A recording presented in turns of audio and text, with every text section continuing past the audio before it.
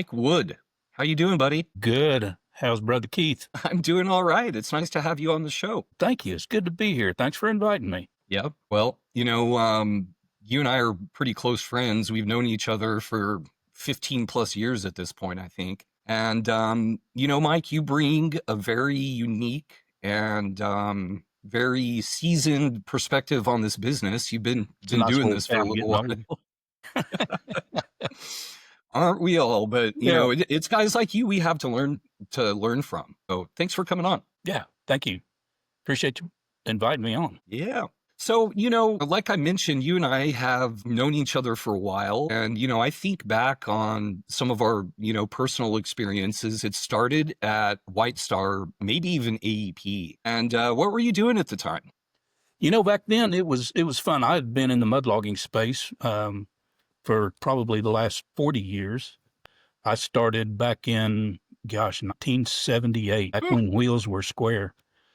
Just a twinkle in my parents' eye in 78. No, but it was, I came fresh out of school. My background is in engineering.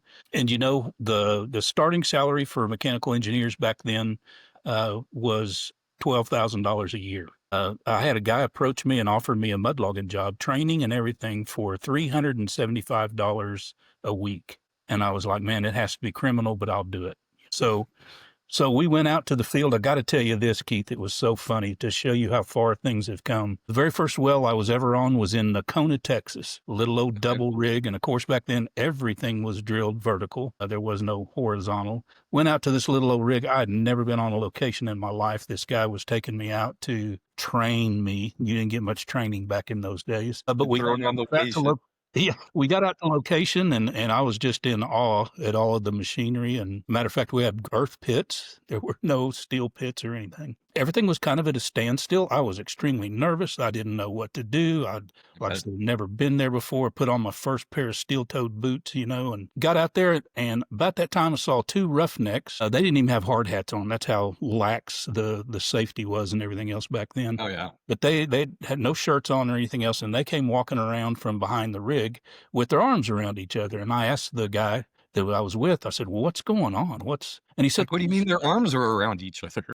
Looks like to me they just got through nippling up. And I was like, holy moly, get me out of here. So, that was my first You didn't know the oil patch was like that, huh? Oh, man. So, from that time, I went on and mudlogged a tremendous amount of wells. Back then, again, we were doing some deep gas exploration. I recall, like in Caddo County kind of stuff? We did some in Caddo County. I did a lot of stuff out in the panhandle of Texas. A lot of Canadian County stuff. We were drilling Morrow Springer out there at the time at, 25,000 feet deep. Yeah, Took about 18 months to drill it. We'd have to mud up for the expectation of that overpressured Morrow shale or Morrowed sand.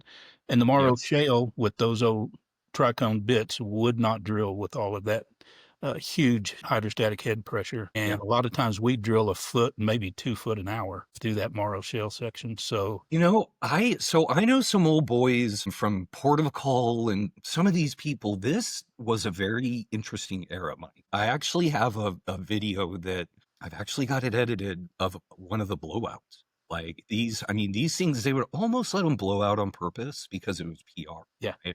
But no, so I've never drilled anything as deep as this. I'm super fascinated by it, but I've also got some experience, that stuff in Caddo County, those old Morrow sands wells, they just blew out.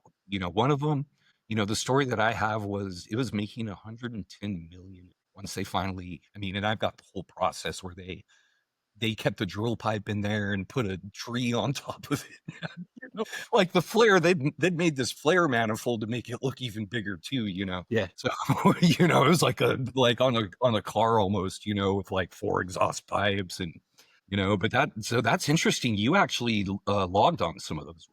So, yes, it was amazing. That's cool. Drilled 24 feet a day. It was crazy. A year. So half a year, y'all would be out there, huh? Yeah, you bet. There were times that I remember one well we did out on the Big Bull Ranch out in Canadian County. We literally planted a garden and harvested your water later that summer, So a lot of those, you didn't get exposed to a whole lot of different plays because they took so long, Okay. So you spent a lot of time on kind of one asset. Yep. Yep. So it was a lot of fun. Got to learn a tremendous amount of what it takes to contain that pressure. Learned really quick. If you're drilling a foot an hour and you hear that brake go to squalling, you better holler at somebody. We cut 3 feet of the Morrow sand up there one time, and it took about 4 months to get a hold of it. Oh my gosh. Just unbelievable pressure, just crazy. So really, really fun time. Again, I was a young, wet behind the ears kid, Hmm. didn't have anything to do but just go from one rig to the next, to the next, to the next. And finally got an opportunity to get out of the field, moved into the office. I served as an operations manager for many years. That's where you don't get away from it. It's 24/7 every single day, 365. Yeah, Anybody that and you on know, managing geosteering was like that for me too. It's different than you're working the towers. Like when you're an operations manager like that, it's 24 for yeah, sure. When you back and forth, you're getting information from people. So it's yeah, you can go to bed and you're not sleeping with the rig pounding there, but you're going to be getting late nights. yeah, yeah, exactly. So got to see a whole lot, got to learn a whole lot, eventually moved into sales and just absolutely loved the interaction with people, get to meet nice people like Keith Carden and develop really strong relationships. Seems like when you go through the fire, you develop really strong relationships with people. Yeah. I remember, I think it was AEP, and then you moved on to White Star. We did some work together there. Yep. I was also, But once we were White Star, you'd kind of moved from Empirica to the coring side of things.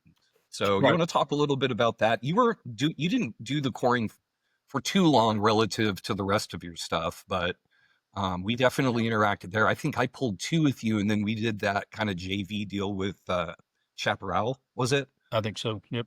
That's the one that kind of went south or whatever. But certainly the ones that I was running didn't have any problems. Right. Absolutely not. No, those were some pretty interesting times. I've always been one that loves to learn something new. Hmm. When I was with Empirica, and then later it became ALS Oil and Gas, and I think that's where we were when we did the cores with you guys, I believe. Uh, I think so. I think I they think had so. purchased ALS Oil and Gas was Australian Laboratory Services. They had purchased Empirica. Okay. They wanted us salespeople to be able to sell all of their products. They had a coring network. We had some downhole tools. We had the mudlogging side, the geosteering side. And so they wanted us to be able to talk to clients about all of it. So I started representing them on the coring side. Again, I didn't know much of the technical part that goes behind it. But one of the things, and still to this day, Keith, that I feel like I'm successful at more than anything else is getting the right people in the room to make decisions on things like this. Okay. And, that's huge from a sales perspective. You don't Right. have to know all of the technical background. We got people for that. You don't Yeah. have to have all of the technical stuff, but to have the decision makers, and recently I've learned as well to have budget holders. Now in Yes. the position I'm in now is to have the budget holders in there as well. It's one thing for me to tell you all about the products that we offer and the solutions that we offer. And then you got to run to the budget holder and try to explain to them, you need those Exactly. people in the room together. So So I they think can we did understand that. the product also. Okay.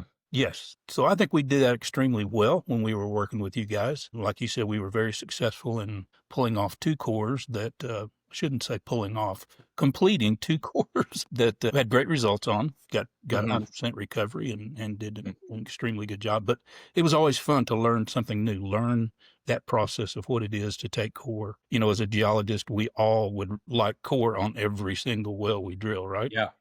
Yeah. I've So been fortunate enough to be able to pull quite a bit. 5, 6 cores in a career is not nothing. wow. And one of the the best things I ever heard was from Lauren Schmidt from Calix. Because they were there was a transition period. Would bought this asset from them, and I remember he told me, with coring, it's either going slow or not at all. That's pretty That's true. right. It's either going slow or it's not. So Yeah. that's a patience tester there for sure. Boy, it is. And then retrieving that core as well. You don't just cycle out of the hole quick as you can. Nope. You got to preserve Nope. it.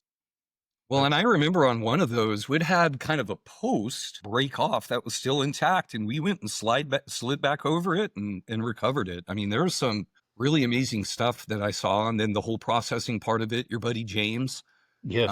come out, and we had him process it on a couple of them. And yeah, it was a really, really cool project. It was, we cored the Mississippian and the Woodford, but boy, those Mississippi cores were full of oil. I mean, they were full of oil. the wells didn't act like it. And, that gets into the kind of completions and what we were doing. But I mean, there was a lot of oil in there. Yeah. Yeah.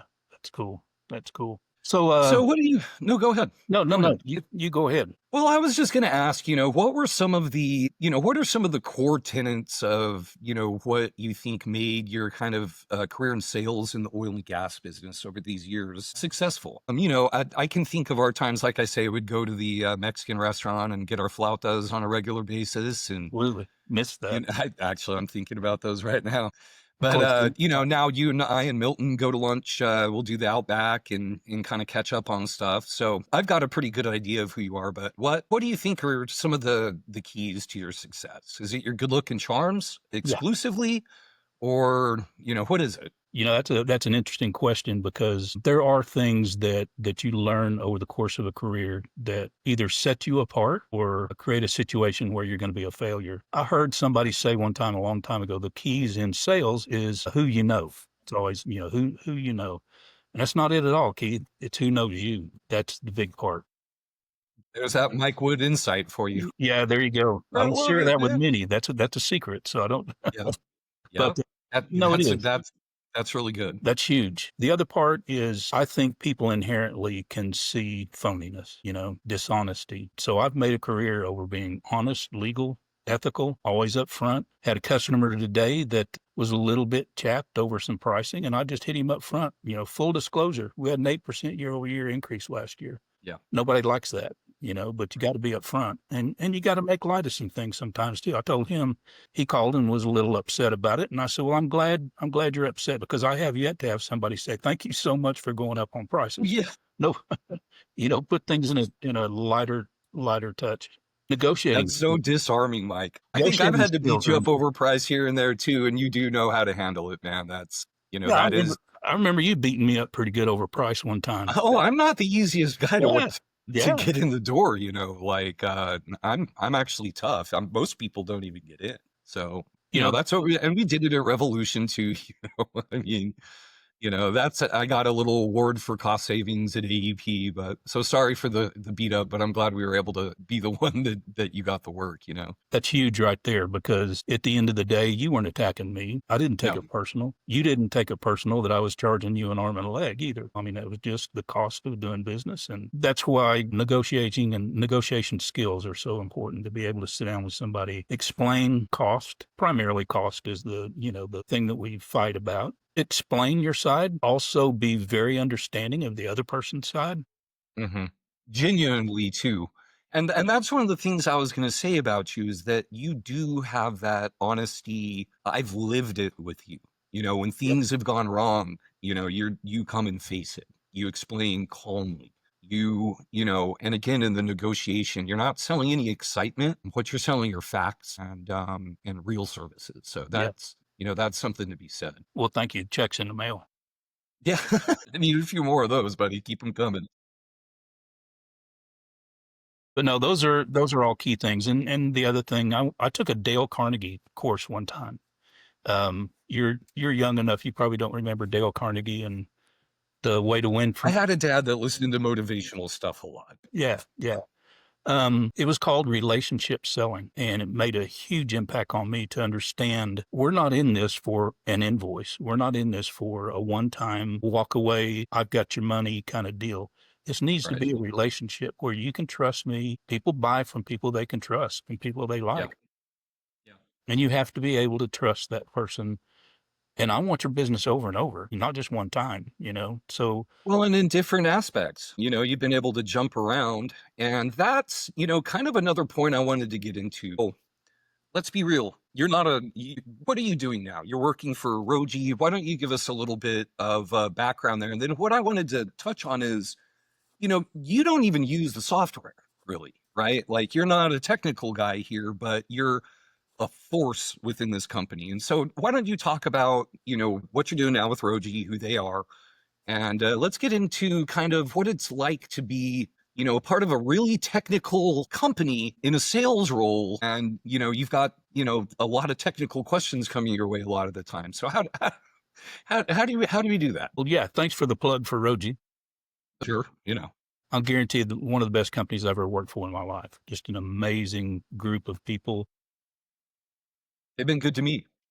I actually got started with them coming out of the mudlogging space. I was actually working for Columbine Corporation 4 years ago. Great mudlogging Another company. good company, by the way. Great folks Great over people. there. Yeah, great folks. I had mentored a young lady named Tiffany Kennedy when I was working at Columbine. She was a salesman for them, and I say mentoring. We worked together, and I shared some experiences and stuff with her. ROGII plucked her from our organization when I was at Columbine and brought her to ROGII and wanted her to build a sales organization in the U.S. So we stayed in contact. Several years later, she contacted me when there was an opening within ROGII and said, "You've been part of that community in Oklahoma City for so long. We thought we'd reach out to you and see if you knew anybody that might want this position that's open." So I gave her a couple names, excuse me, and she came back in about a week and she said, "We really want you." Okay. And I was honored. I mean, my goodness. So that was smart on their part, too. Well, thank you. God, there's another check. I'm telling you, I'm broke, man. Keep them coming. So anyway, Tiffany had reached out. We visited a little bit over the phone, and I told her, I said, "You know what? Let me think about it a little bit. I certainly wasn't thinking about leaving Columbine by any notion or taking another career jump. Wasn't I wasn't bored in the mudlogging space, but Keith, I was no longer challenged for sure. I can see that. And it's And I remember you told me about this. Yeah. Like when this was happening, we went to lunch and like you kind of told me, "Hey, I got a new gig." And I don't know anything about it.